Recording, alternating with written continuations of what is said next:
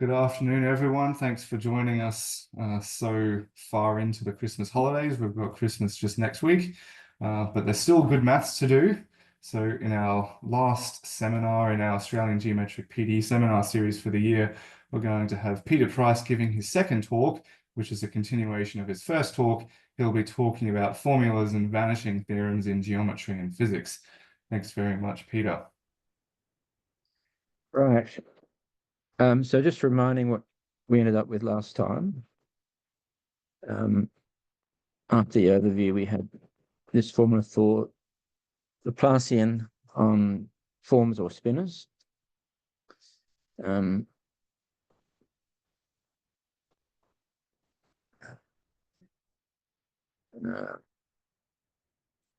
So this is just what we did last time.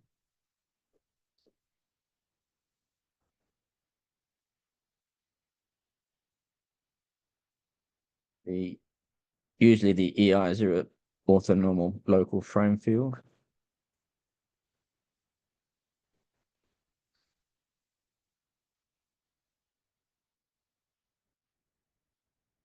And this is what we've got to for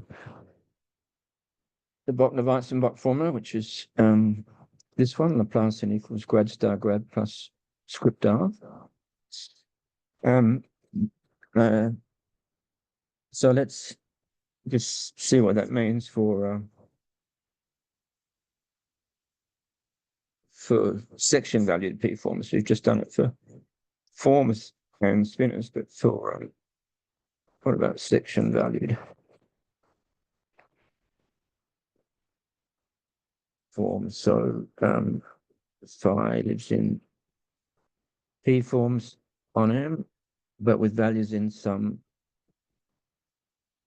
V's a Riemannian vector bundle. It means it has a fibermetric and a metric compatible covariant derivative. And we want to define the natural extension of the exterior derivative. It's called the exterior covariant derivative, mapping section valued P forms to section valued P plus 1 forms. And basically, you might hopefully know that if phi is a 1 form, then d5 xy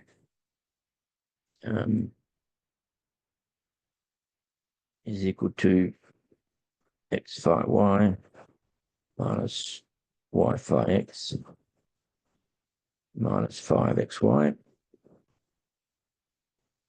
leave bracket xy. And that formula doesn't make any sense if phi is a section valued 1 form, because x phi y, that is, minus y phi x, because you can't differentiate phi of y if phi of y is a section, because the vector space at x is not equal to the vector space at x plus delta x. So you can't use the high school formula f of x plus delta x minus f of x over delta x, because the top line has got two vector spaces that are different. So you need some way of comparing them, and so that's basically covariant derivative. And so this formula becomes exterior covariant derivative of phi acting on xy is the obvious replacement.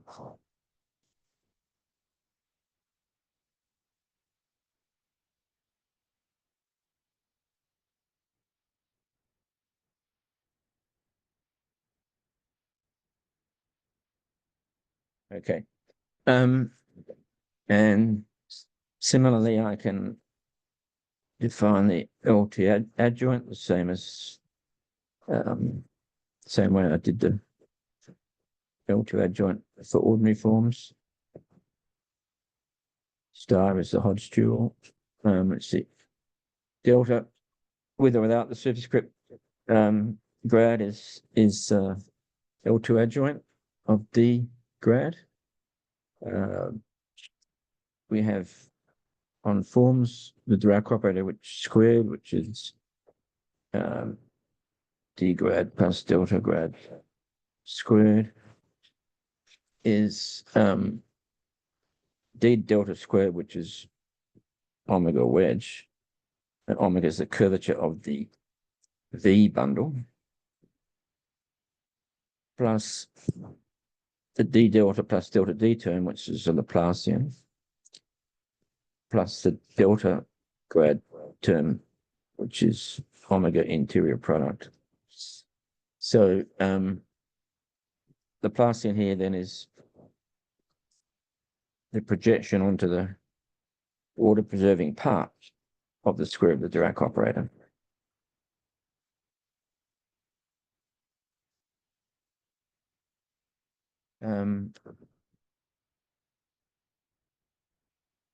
Right.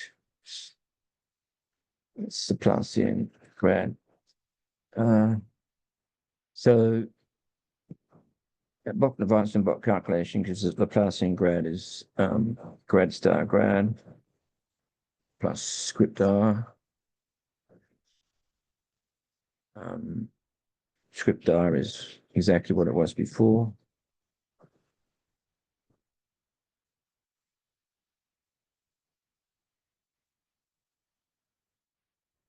On forms, script r is r EI theta j wedge EI interior, which is the same formulas as before, but there's a difference. This covariant derivative that I'm happily throwing around is the tensor product covariant derivative of the Riemannian manifold covariant derivative, the Riemannian connection on M, tensor with the covariant derivative in the V bundle in the sections. So because it's a tensor product covariant derivative, and we have the Leibniz rule, that simply means that when you work out the curvature tensor, it's also going to split. It's going to split as a sum Rm plus curvature of the vector bundle, which I call R script superscript P, and likewise script R is script Rm plus script Rp.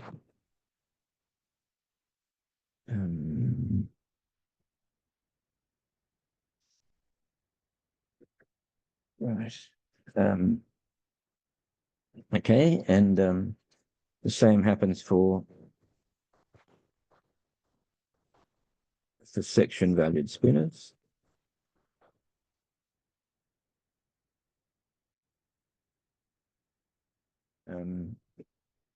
I just have a spiel about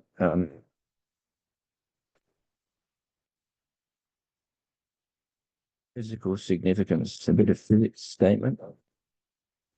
Physical significance of twisted spin bundles and harmonic spinors.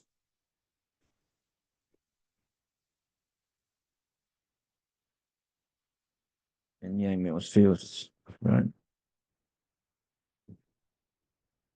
So for those of you who want to only see beautiful mathematics like we've been doing, which we'll keep doing, you won't want to hear this. You will think that beautiful mathematics has been sullied by talking about the real world.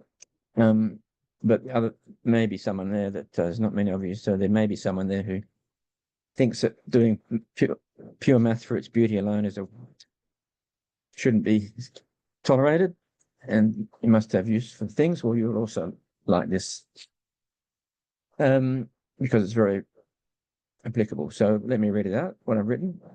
We now know that all the basic matter particles of the universe are quantized versions of harmonic sections of twisted spin bundles over space-time. Electrons, etc., are sections of the spin bundle of space-time, tensored with a complex line bundle, a U1 bundle. For quarks, the twisting is by a C3 bundle, and the group is SU3. They're given by solutions of the Dirac equation, either harmonic spinors or eigenspinors. D slash phi equals either 0 or m phi, depending on the mass. We don't get pure Yang-Mills equations. We get the order Lagrange equations when you have multiple terms in Lagrangian, so you have sources. And the curvature of the U1 bundle relevant to electrons is actually the electric and magnetic field in space-time. While that of the quarks SU3 bundle, the curvature of the quarks SU3 bundle is a strong nuclear force and gluons. Okay, enough of that.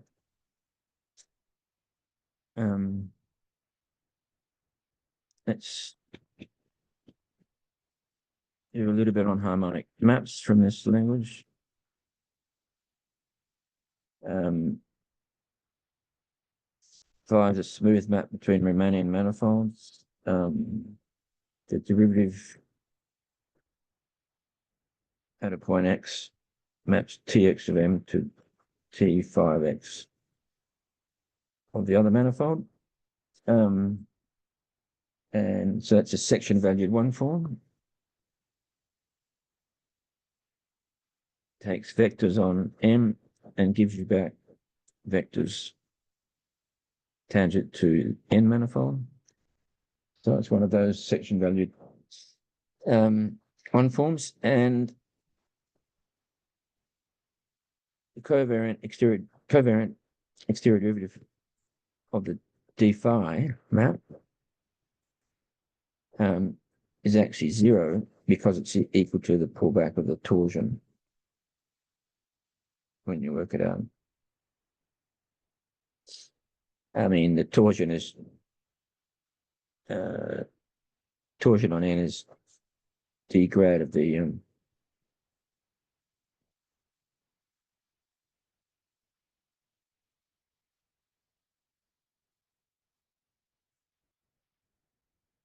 identity on N, viewed as the identity on M viewed as a section valued one form on N.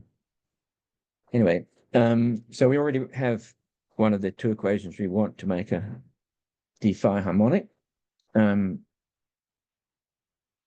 We're interested in maps in a homotopy class.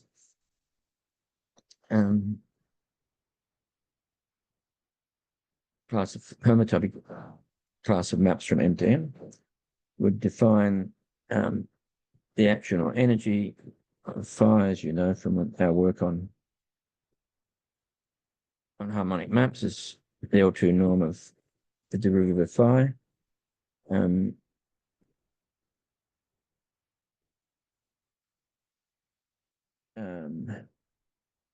I'm ignoring existence and regularity, but we know from Schoen and Uhlenbeck that in fact this minimizers of this functional are not necessarily smooth.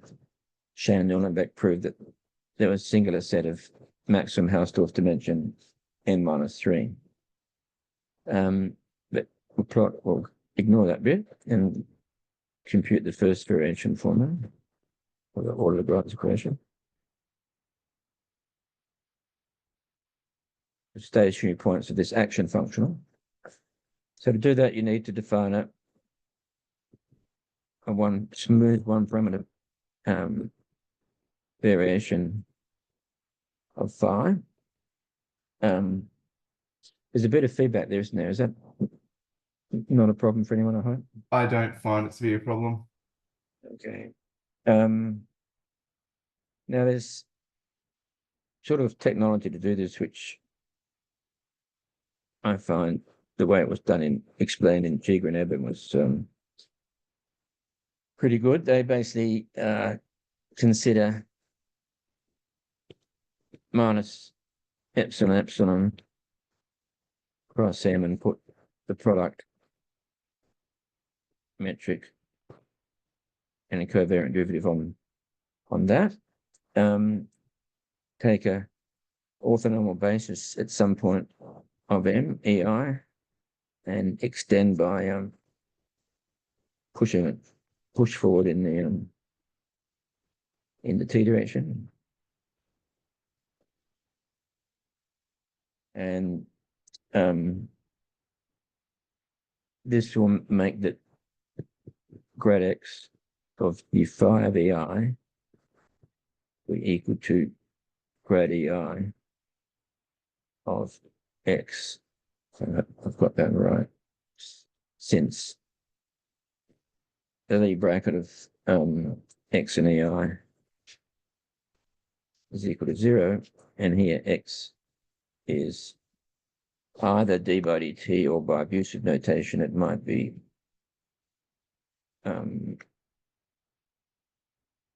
d5 d by dt. T is a variation parameter direction. I'm going to denote tori as being the image under the map of the EIs. EIs were orthonormal. Tori's won't be, of course. Then d dt t equals naught is integral over m of d by dt of phi t, and that's integral over m of this variation vector field x, differentiating, d phi t, that should be, the energy was the square of d phi, right? So x, d phi, so that's expanding in the base, it's d phi ei, t, actually there's a t here somewhere. And so that's 2 integral over m grad sub x of d phi ei,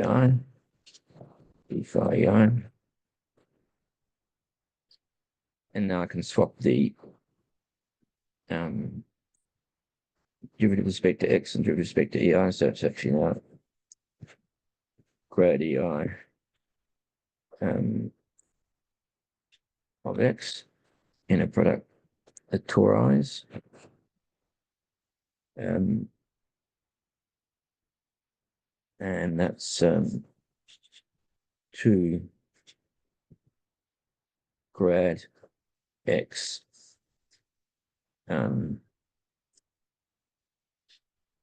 it's in a product with the map, actually.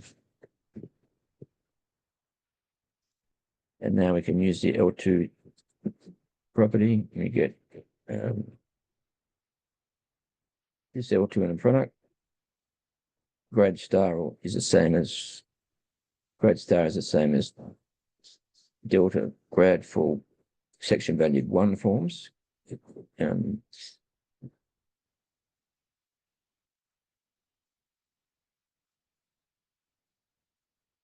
So that means that stationarity implies that the Euler-Lagrange equation is delta grad of d phi must be 0. Okay. Or you can use grad star instead of delta grad if you like. Okay, that's the first variation. I'll go to the next page.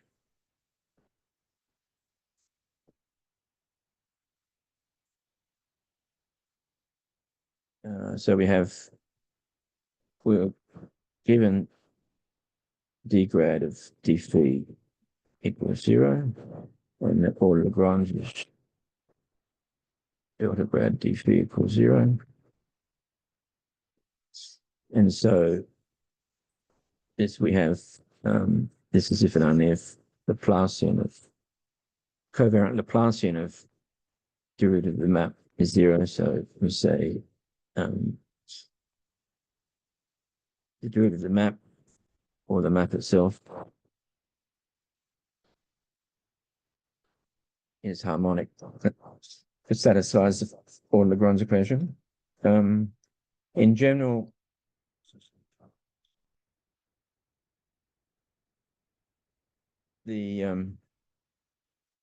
we'll define tor. It's not related to the tori's, bad notation on my part. We'll define tor to be minus grad star of d phi, which, if it's not a critical point, so it's not zero, this is a tension field.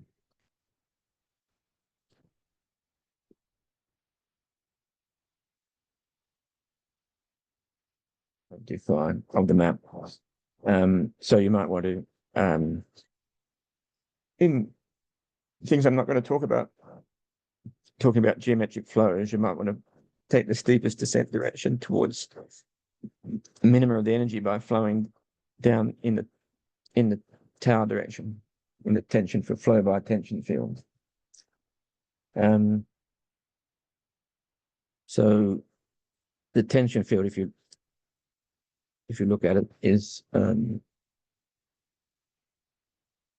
grad EI of these tori's. Tori is the image of the EIs. Buck formula for harmonic maps.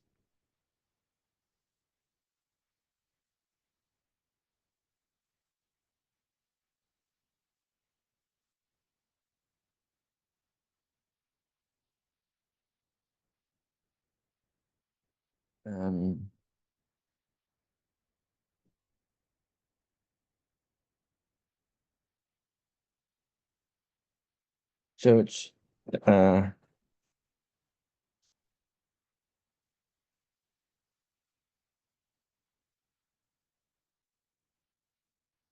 the script arm performs is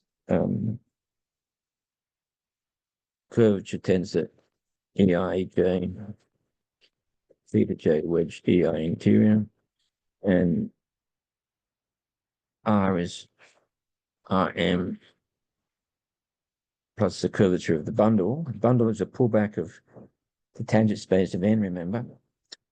So working out exactly as we did for one forms, the component of the manifold component of script R is just the Ricci tensor of M, Ricci transformation acting on d phi. Since d phi is a section value one form, and the RM part is just acting on the section on the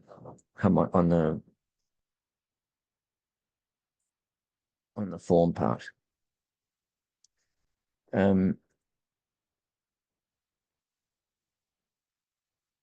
The script RP of d phi is curvature of the bundle EIJ theta J wedge EI interior, and that's the curvature of the pullback bundle at EIJ is actually the curvature tensor of N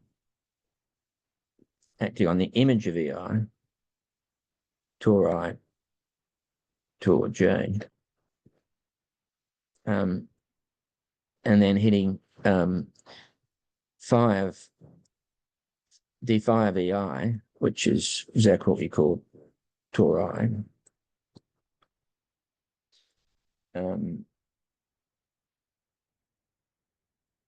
And that's tensor with the theta J's. So in particular, script RP of d phi in a product d phi, which we often want to work out, is I'll flip around the I, and watch carefully, I'm going to flip around the I and the J inside the Rn, so it's minus Rn tor J tor I acting on tor I, and then it will be tor J.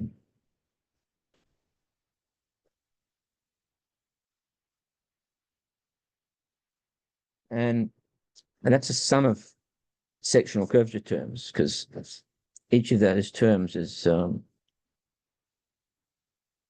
tori wedged toward j, the norm squared of that, times the sectional curvature of n in the tori wedged toward j unit in that sectional curvature. So this each of those terms in the sum, because n squared or whatever sum, because we're summing over I and j, each of them is a sectional, it's proportional to a sectional curvature. So that gives us the vanishing theorem.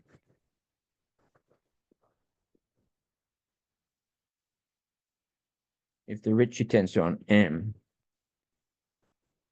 is strictly positive, and all the sectional curvatures on N are non-positive,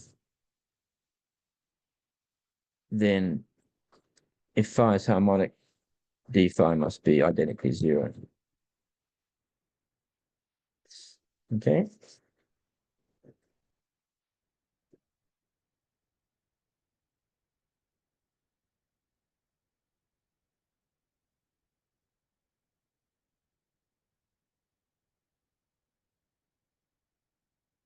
And now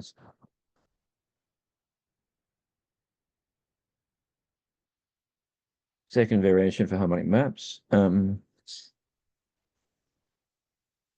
d2 edt squared of the energy of is L2 in a product of some object, the Jacobi operator acting on the variation vector field in a product with the variation vector field. That turns out to be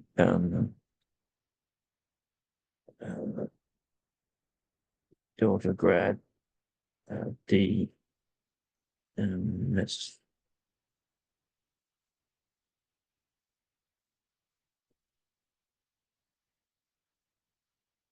this is the wrong way around.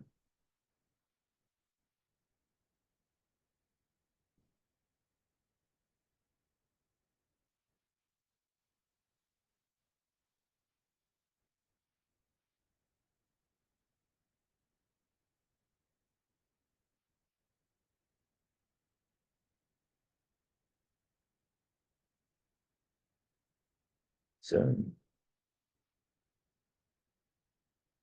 d grad delta grad of x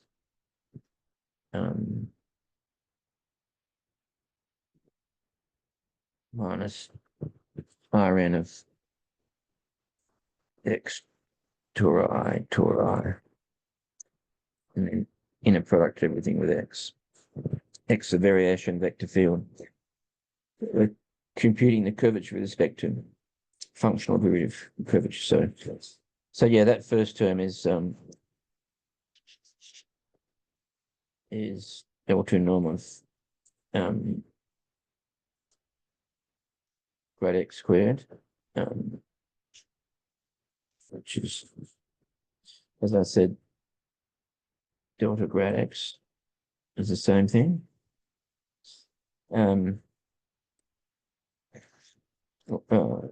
That's wrong.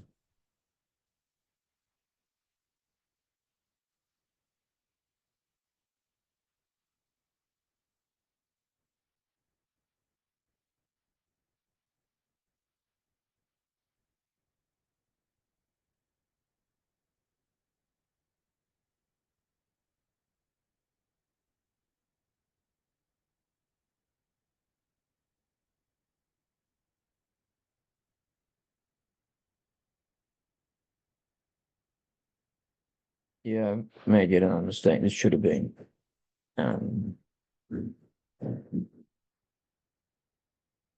it should have been grad star grad or delta grad, d grad, same thing. So the Jacobi operator, anyway, the Jacobi operator is grad star grad minus r on square square of x minus r of x tori. And so this second derivative is minus Rn x tori x.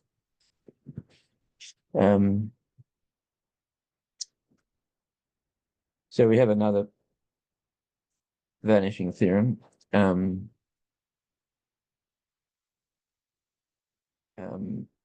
If phi is harmonic,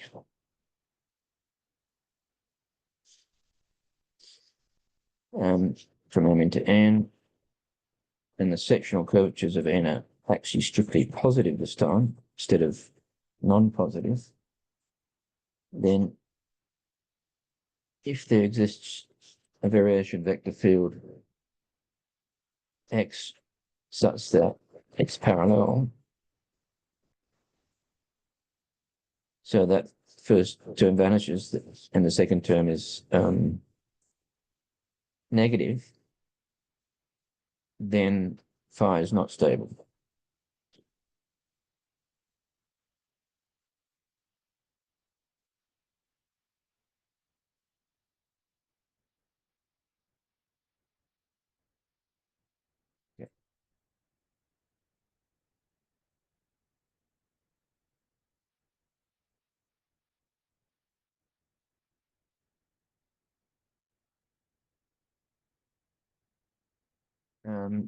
So that the next thing I was going to talk about, what I labeled as number 10 in the notes, and it was area functional. Area is the action, area of an n-dimensional submanifold of p-dimensional n, remaining manifold n. And we know they're not, minimizers of that are not regular, but there's a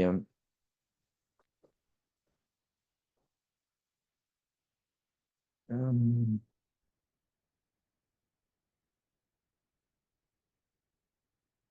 I say this? Am I going backwards? Area. Well, I'll keep going.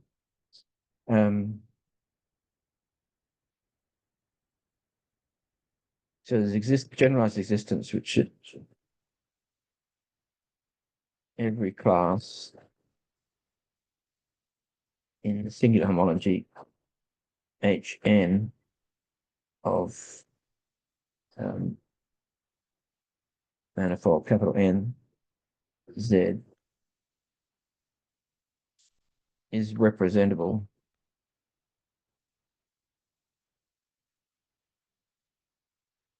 by a stable, and this is now stable generalized n-dimensional submanifold. Stable n-dimensional integral varifold.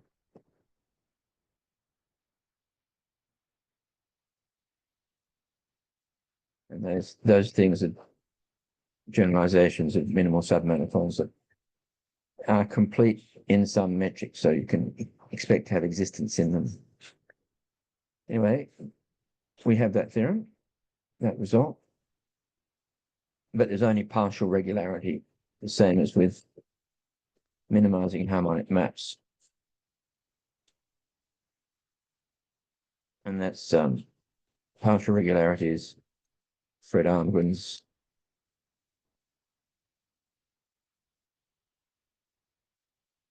big theorem, which is 1,000 pages and was supposed to be the longest single theorem ever published. May still be. So it's got a first variation formula and a second variation formula, which I won't get into. But now we'll go to Yang-Mills fields.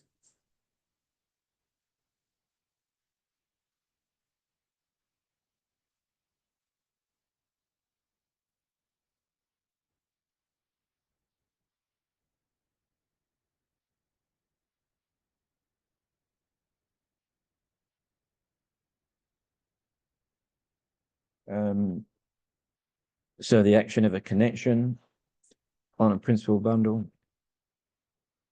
is going to be the L2 norm of the curvature.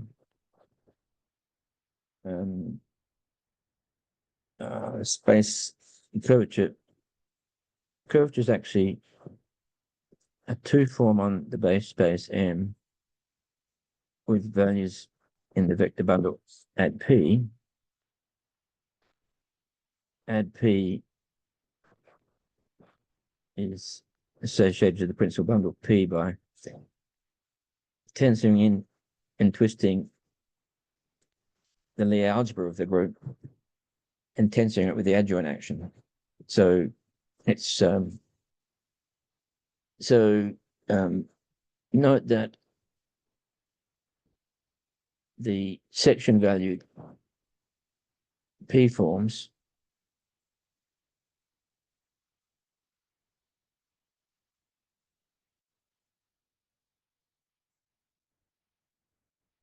are isomorphic to the so-called horizontal equivariant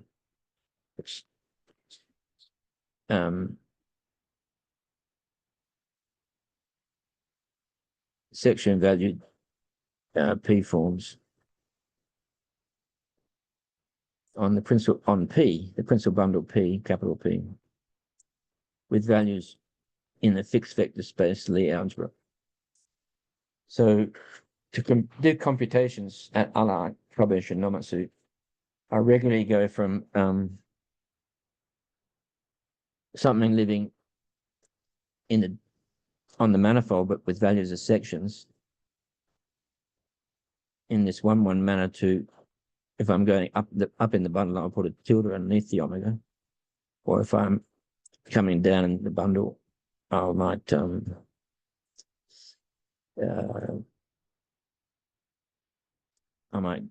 put a omega, a tilde on top of them.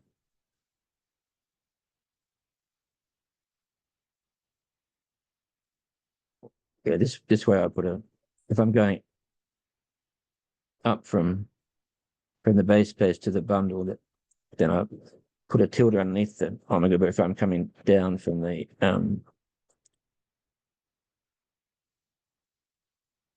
bundle to the base space, then I'll put a tilde on top of the thing that I'm bringing down. So, by the way, this happens to be equal to this result. That's phi is upstairs. I want phi to be upstairs. D is defined upstairs. Capital D is defined upstairs. Yeah, whatever. I'm very sorry, that was confusing. I shouldn't have done that. It might be obvious as we progress.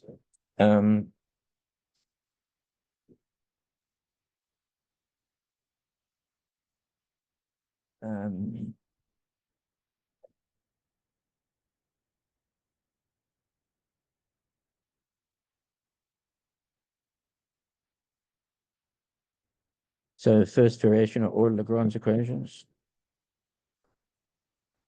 for Yang-Mills.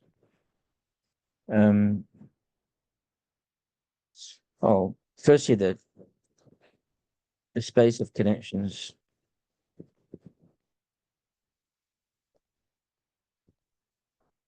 is an affine space. The vector space that it's modeled on is the section valued 1 forms on the base space. And another way of saying that it's exactly the same as horizontal equivariant 1 forms on the bundle with values in the fixed vector space G. And the reason for that is that difference in two connections has both connections have prescribed values on the vertical subspace of the tangent space of P. So the difference vanishes on vertical vectors, hence it's horizontal. It's equivariant because the connections on the bundle are equivariant, because the horizontal subspaces defining the connection have to be when you push them forward by a right action of the group, you effectively get an adjoint action. Okay, so let's do the first variation for Yang-Mills. So we have up on the bundle, we have I called it omega with a tilde underneath it. That's is the curvature as a two form in the principal bundle with values in the fixed vector space Lie algebra. And then there's a structure equation for it's defined to be capital D of omega. And capital D is defined to be the horizontal component of just D of omega. Omega is a connection form upstairs on the bundle. And there's a structure equation that says that this thing is actually equal to D omega plus omega wedge omega. For anyone confused, omega wedge omega is a notation. It's for a two form.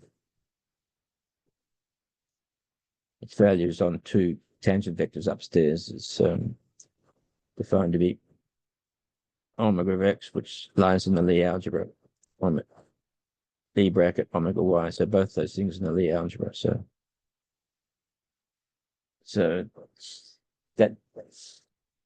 that's a well-defined section valued two form. Sorry, not section valued, well-defined vector valued, Lie algebra valued two form. So if we take omega tilde sub t to be d of omega t, and the omega t's are omega plus a variation, which will be t times omega dot, say, we can just use the structure equation to work that out. And we're going to first order, we're going to get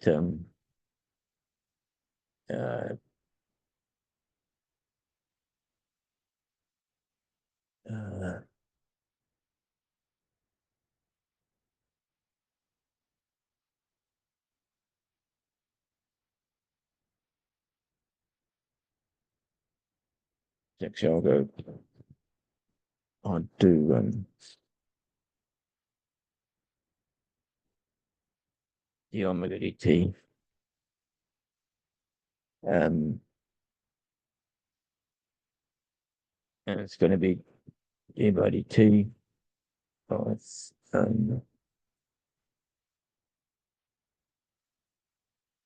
the omega t plus omega t wedge omega t. And that's going to be d omega dot plus omega wedge omega dot plus omega dot wedge omega. And that, when you check it out, you find that's exactly the exterior covariant derivative capital D of omega dot. And that's exactly what we define to be the exterior covariant derivative downstairs.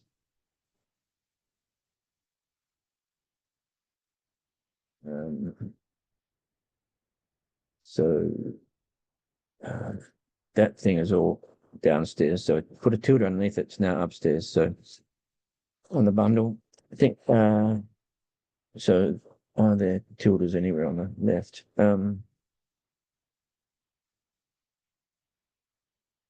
Yeah, I think maybe the omega dot should have a tilde on the top. Anyway, there's an isomorphism from upstairs G-valued horizontal equivariant forms and downstairs section valued forms. So, which as I said, I put tildes in the right place, but I'm not sure I've got them all in the right place here. Anyway, the key thing is that d omega dt is exterior covariant derivative of the vector variation vector field. Also, I haven't actually. I've still got. So we better work out ds dt, which is going to be integral over m to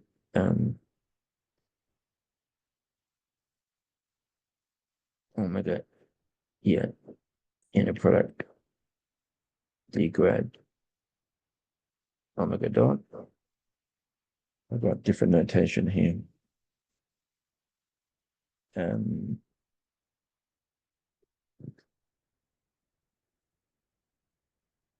Which is 2 omega d del d grad omega dot. So it's 2 omega dot inner product delta grad omega. So for stationarity, we want delta grad omega to be 0 for all. If that's going to vanish for all omega dot, all variation vector fields omega dot, then that's what we want. And we have d grad of this curvature equals 0, and that's called the Bianchi identity for the curvature. So we already had that. It's a curvature, so that's automatic. That's half the Maxwell's equations are just automatic because omega's a curvature. And the other half of the Maxwell equations is this Paul-Legrand's equation. So hence we have omega is a critical point, stationary point of its action, if and only if the plus n of omega equals 0. So omega is harmonic.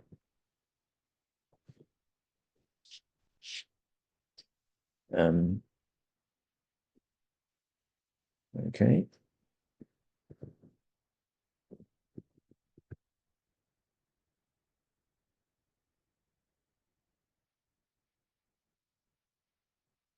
I left a lot of time there. So I'm not going to say anything about what the Weizenbach formula yet.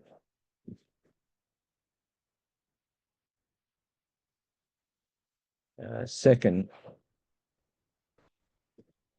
variation for Yang-Mills, he just compute like I did before. It's the d2 omega to t squared is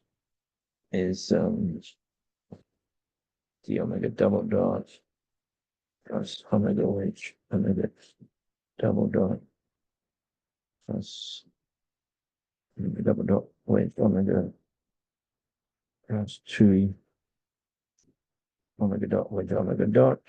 And if capital omega is harmonic, then we're just left with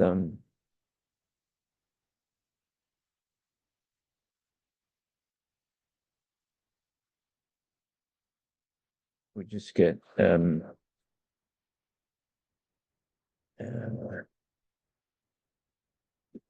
actually I did we did d2 sdt squared, and we get omega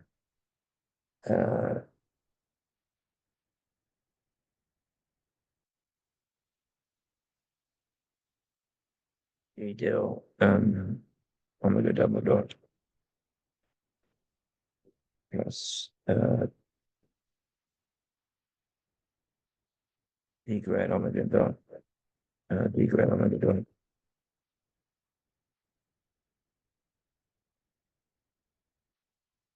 As omega to omega dot, wedge omega dot.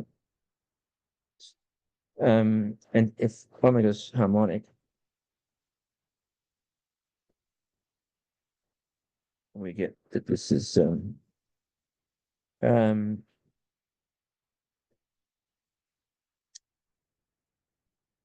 first term vanishes, we get d del omega dot norm squared. And this last term, which is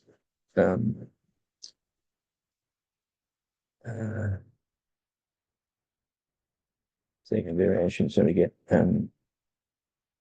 plus 2 omega dot wedge omega dot. And that turns out this term here actually is script RP of omega dot, inner product with omega dot.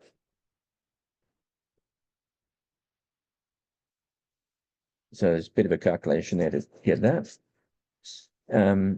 And so the Jacobi equation is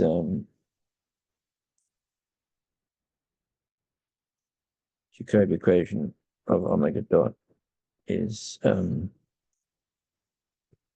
delta grad d grad omega dot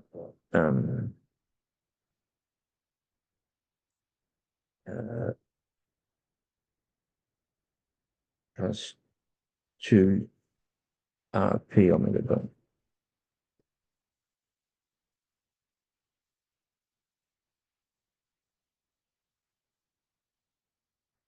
All right, that's that. So that's not elliptic.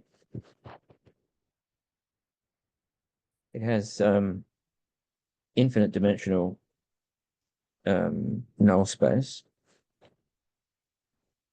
because gauge transformations, which I don't think did I mention gauge? Yeah, I did mention gauge transformation. I think I said there we can just basically by modifying the local trivialization of the principal bundle, it looks quite similar to a diffeomorphism of an embedded submanifold, in the sense that the latter doesn't change the area, and a gauge transformation doesn't change the norm squared of the curvature. So you have this infinite dimensional space of gauge transformations that don't change the action. The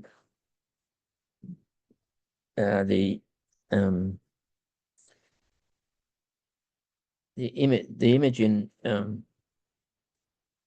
at a connection omega in the space of connect, or in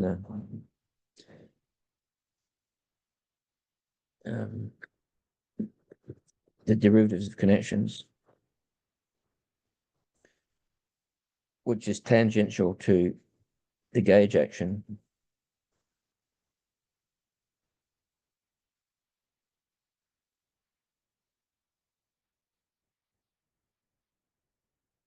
is equal to the image of d delta.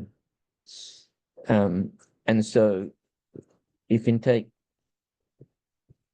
normal variations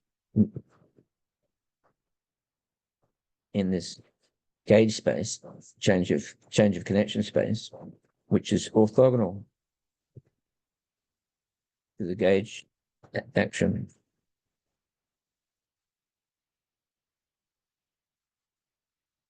And that's equal to the kernel of delta, right? So, which we call H omega. So if and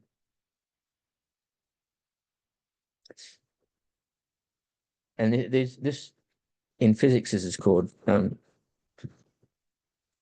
fixing the gauge. It's called the Coulomb I think, in 3 dimensions, or Lorentz in 4 dimensions. And the mathematicians call it the Hodge gauge.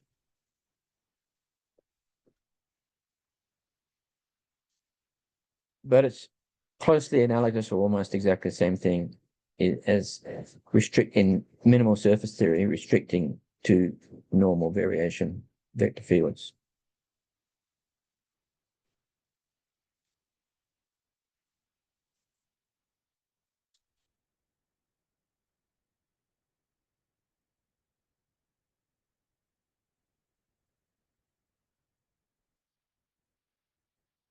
As in minimal surface theory, you have an infinite dimensional gauge group of diffeomorphisms of the submanifold, for which the area is invariant. Okay, I'll go to another page.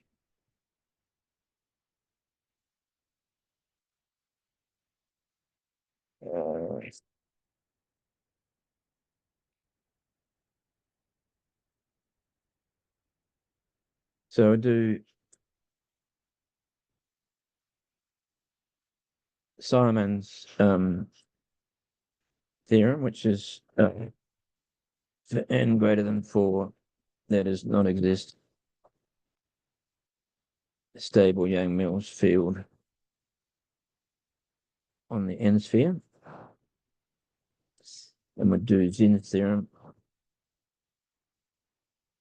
for n greater than 2, there does not exist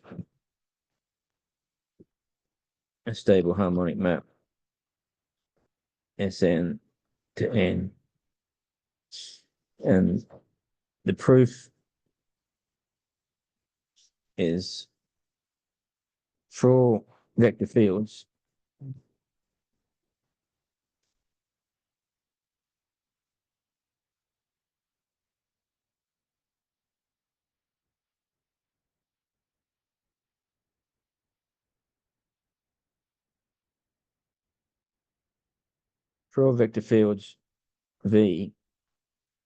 V into omega is a variation of the connection,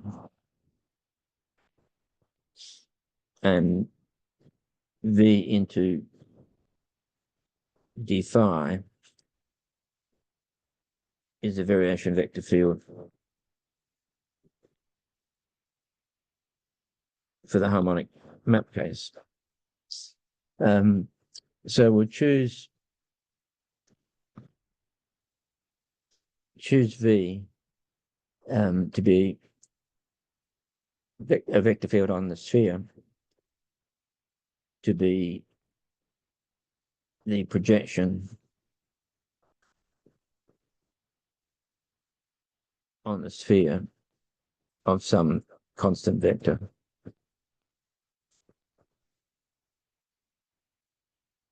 In Rn plus 1. And we're doing that on the Zin side of the page as well. And then you just write down the Jacobi operator.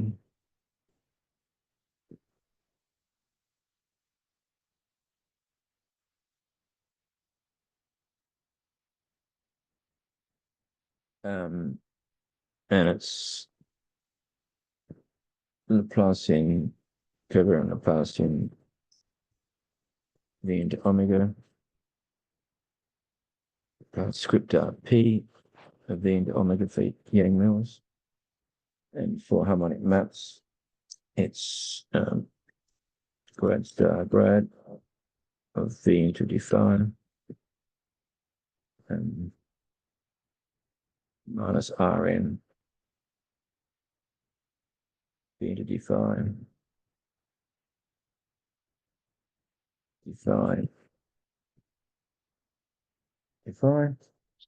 and you know pretty much run out of time. So these are all things you can compute on the sphere. So you just basically compute it away, and you find you end up with minus m minus 4 V into omega. And over here you find this is equal to minus and minus 2 v into d phi, and that's the theorem.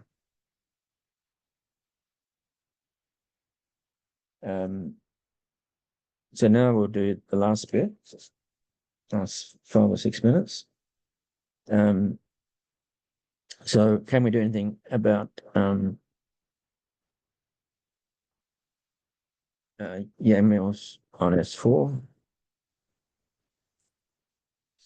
And can we do anything as Xu and Yao did, and I did separately after they'd done this, with harmonic maps from S2 into somewhere. Now, the Borgnine-Lawson result required G to be small, so G was SU2 or SU3 or SU2 cross Q1, I think. And likewise, there's conditions on the target space N. So we want Taylor N with positive bisectional curvature. And now we make use of self-duality. So curvature is a section vector with 2 formulae, as we know. And we know star squared takes 2 forms to 2 forms in 4 dimensions, and star squared equals 1 on 2 forms. So you can decompose everything, all 2 forms, into plus and minus components. So now we have omega equals omega plus plus omega minus. And the action is omega plus squared plus omega minus squared, L2 norms. And there's a topological constraint. Some constant equals norm omega plus squared minus norm omega minus squared, to do with the second Schoengrass of the bundle. Here we can do all the same stuff. Here we have to have star squared equals minus 1, which is a shame. But on Taylor N, we have a J, and J squared equals minus 1. So J of star squared equals 1. So we decompose into what I attempted to call self-dual and anti-self-dual components. The energies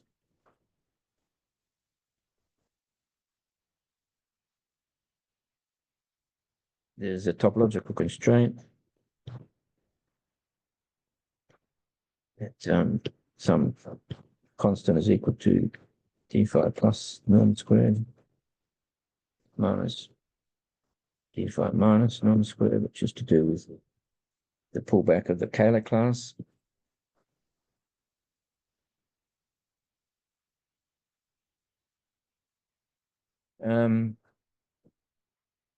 And also because everything's star and etc.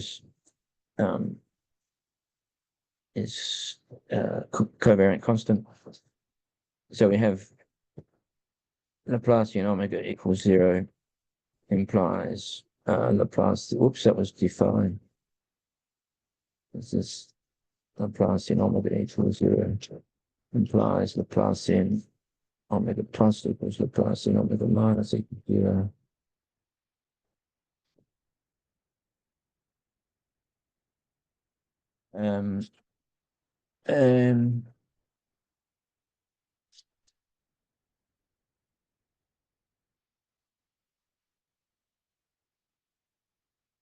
So I've run out of time, but we're going to have omega's harmonic, so it's a Yang-Mills field. So we know Laplacian omega plus equals 0. And we're going to try the same the same v as before, but instead of v into omega, it's going to v into omega plus. And then we have our formulas for second variation.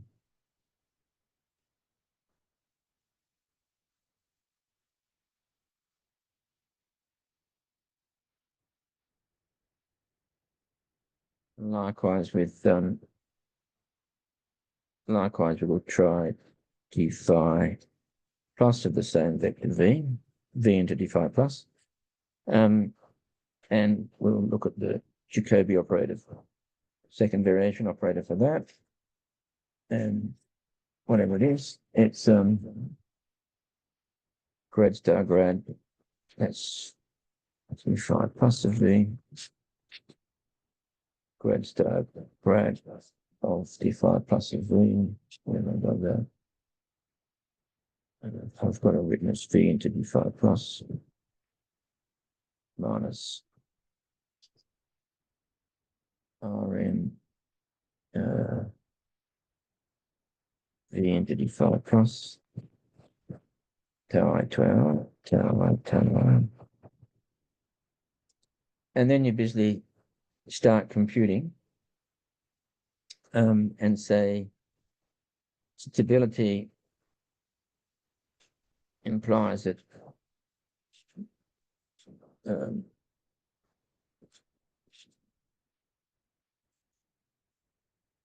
inner product is with d phi plus of v, and that must be greater than or equal to 0 for all v.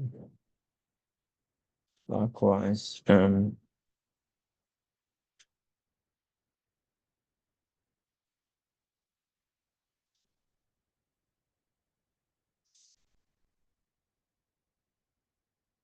so you basically choose these v's to be so that you get a basis for a tangent space at a point.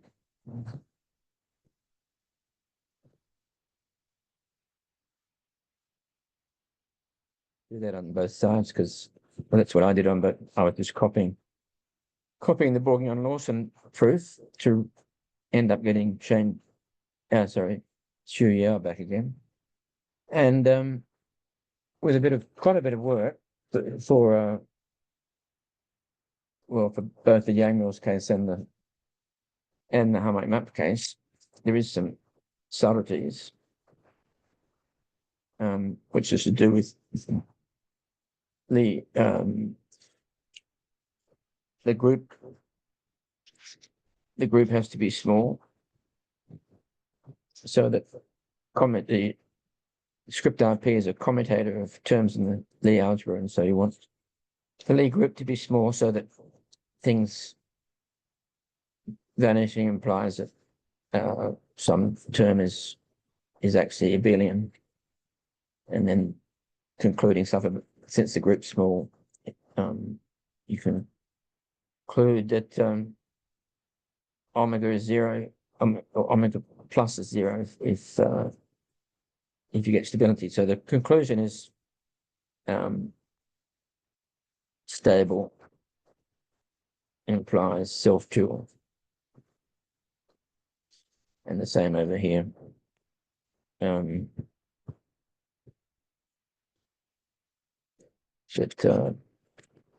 work. Self-dual is called holomorphic, of course, in this setting. So for the Taylor N case, you need to use stuff about the properties of the curvature tensor of Kähler manifold, and you have to, as I said in the assumptions, you've got to use that it's got positive bisectional curvature. You basically get when you finally summarize all the stuff, you get a holomorphic bisectional curvature term. If I can see it written down, yeah, you get a term that looks like holomorphic of xy is R of x jy jx jy in a product y. So that's a holomorphic bisectional curvature term, and you get that sort of term in when you go down there, you get a term that's Rn defined minus of EI of E1 J defined minus etc. You get some holomorphic sectional curvature term at the end. So I'm well past time. So sorry. I'll stop there. And so yeah, they're just trying to emphasize that the two proofs go through with sort of quite different working, go proof in a very parallel fashion. Well, thanks for taking us through all those results, Peter. I might just jump straight into questions. These results you have at the top, are they just for the round remaining metric on SN? Or is this Yes. for, yeah. Okay, great, thank you. So Um, I basically need that when you to take compute this, anything. yeah, to go with this, well, to pick this particularly simple variation vector field and compute its grad star grad of it, for example. So, I mean, you must simply be able to transform it. If you have some other metric on SN, then I would have thought you could just produce a vector field that was just if you take a diffeomorphism of the standard SN to the distorted one, and if you apply that to the vector field, doesn't that give you something that'll work the same way? Maybe Are you not. talking about a different metric on the sphere which is isometric to the round sphere, or something that No, doesn't have? I was thinking of a deformation of the round sphere that maps the standard metric to something else. Okay. I was wondering whether that. And what's the new metric? If you're just using a diffeomorphism, how do you get the new metric on that? Oh, okay. I guess I haven't thought it through enough. Yeah, not to worry. I guess the only other question I had was regarding your claim about particles being harmonic sections. Is that how well understood is that, and how long has that been well understood for? So me calling, me just writing, I'd be tempted to leave out the grad, but with today I've been usually putting a grad sign there, but I'd be tempted to just say Laplacian omega equals 0 is the order of Lagrange's equation for Yang-Mills, and Laplacian d phi equals 0 is the order of Lagrange's equation for harmonic maps. And I say those things are that omega is a section valued 2 form, a harmonic section valued 2 form, or harmonic section valued 1 form. You're asking me how well known is that language? Oh, just the facts that the specific particles and their group actions and the bundles on which they lie. How old is that interpretation? Oh, did you say particles? Did you mean physics? Yes, I meant your interpretation. Like, well, I guess what we've been doing this year, Yes, the yes. interpretation of the I made a Yang-Mills. statement that I read out, which was read out from my notes that said yeah, which was significance of twisted spin bundles, etc. Physical significance of twisted spin bundles. Yeah. So I made a statement about that. Is that the question you're asking? Yeah, where did that statement come from, and how long have people known that? I just made it up. Oh, okay. No, that was meant to be significantly a joke.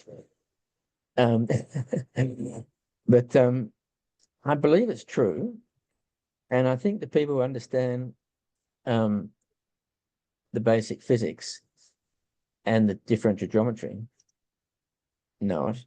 But I don't know how many of those people there are, People who know both. more than one. Yeah. There's lots of people who know the differential geometry, and lots of people who know that it's related to physics, But and not there's how. lots of physicists who sort of know that the physics interpretation of what I said, that you take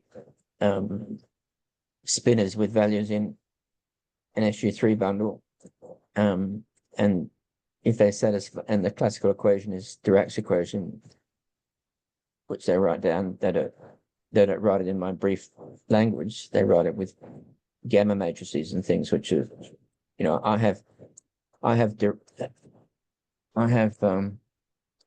Dirac operator is its sum EI dot radii, but the physicists say it's gamma mu d by dx mu. Oh, and then they say with electromagnetism in there, you have to subtract off E times the vector potential for the electromagnetic field. I mean, and I'd like to say we know that the gamma mu's are just a particular choice of representation of the four gamma mu's are just a particular choice of the representation of the Clifford multiplication EI dot, right? There are four basis vectors, EI. I had a dot there, and that's exactly what Dirac came up with for the gamma matrices. He's got the objects you're acting on, the spinor, is a vector in C4, four-dimensional complex space. And so thinking of it as a column vector, then this operator D slash must be a 4x4 matrix, but it has to act by Clifford multiplication. And so the four EIs have to act by Clifford multiplication. And that's what Dirac came up with for the gamma matrices. They're a particular representation of that algebra. Yeah. Of the algebra. And the physicists don't say, if you're doing particle physics, you don't need general relativity. The effects of general relativity are too small, so to worry about. So you don't do covariant derivatives with respect to space-time, general relativity covariant derivatives. But if you're interacting with an electromagnetic field or a strong nuclear field, you do have to do covariant derivatives with respect to the electromagnetic field or gluon field. But here we've been doing, the tensor product of covariant M and covariant P, whereas they say, well, in particle physics, you don't have to worry about the covariant derivative in the manifold direction because it's a general relativistic effect, which is way too small to notice in particle physics. Okay. Does that make anything easier? Oh, well, it was good to hear your thoughts on this, I think. I mean, they'd be quite happy probably to forget quite a lot about the global structure. So if the bundles are all trivial, you could choose a trivialization, and then the difference between a section valued form and a vector space valued form goes away. Okay, but you still need covariant derivatives because the universe has actually got curvature. You even if the bundle is trivial, the universe still has curvature in these twisted spin bundles because it's the electric and magnetic field. Right. Sounds like you need to that is the curvature. Sounds like you need to give this lecture to some physicists. Okay. All right. Let's thank Peter for giving us a wonderful talk on vanishing theorems and other formulas in geometry and physics. Right. Thanks all. I'll stop recording there.